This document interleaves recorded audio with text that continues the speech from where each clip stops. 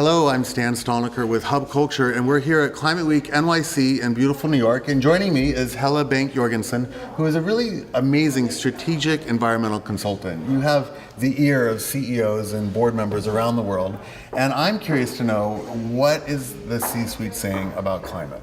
Well, one of the things I feel is really interesting at the moment is that you have both the board of directors, chairman, and the C-suite starting to say, what can we do? We know we need to do something. How do we get to a roadmap? What are the kind of tools that we need to have in place to kind of, think long term?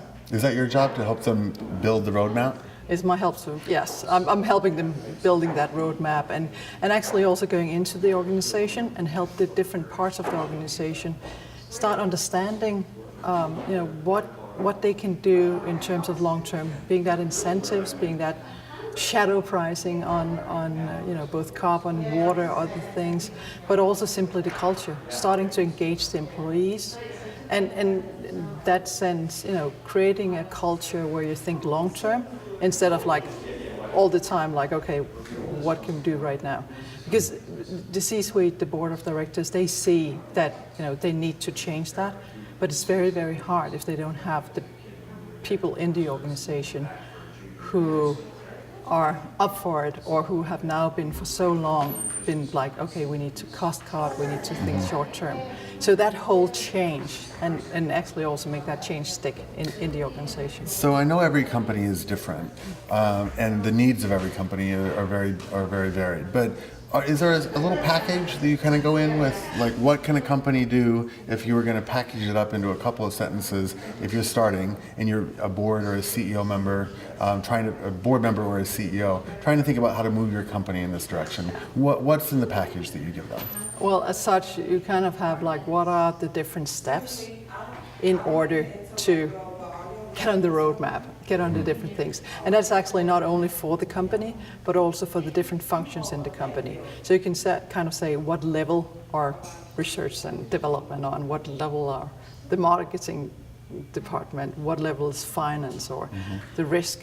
And in that sense, so is it really about gauging where you're at first? Exactly. So you start by figuring out, where they at right now, and then you could almost have like friendly competition in the company, saying, okay, how do we get to the next step?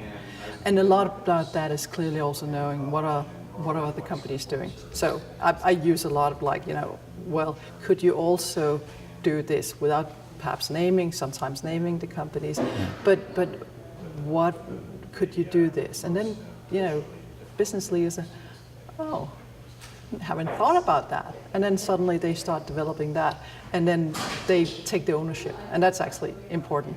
So one of the interesting things that people are buzzing about here at Climate Week NYC is this new move for a campaign with the UN that's going to be launched in the fall. It looks at getting 100 companies 100% renewable by 2020. What would your advice be to a company that wanted to join that movement?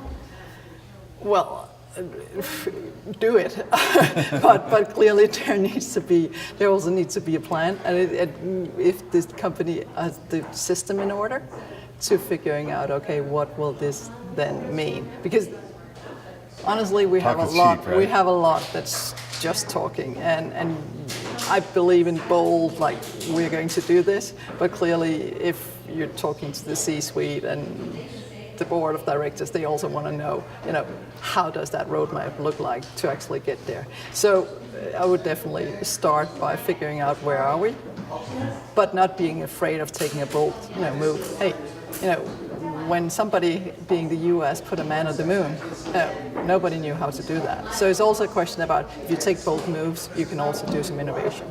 But of course, you need not to do it totally blinded. Right. But there's a ton of things you can do. The UN Global Compact also have, how do we move that? And I should say that I have a role as the UN Special Advisor. So for the global compact. But they also have a tool to also move in that direction. To move that direction. Well, listen, this is really great. It's all about the big picture, and really it's about construction, because you're constructing these roadmaps with these CEOs. And so building. we probably need to get you a hard hat or something to continue picking away at those boards. But thank you so much for your time today, Helle. And when it comes to joining that 100 by 2020 group, I'm sure that you'll be able to fill people in, right? I'm more than happy to do that. Yes. Thanks so much, Helle. Thank you.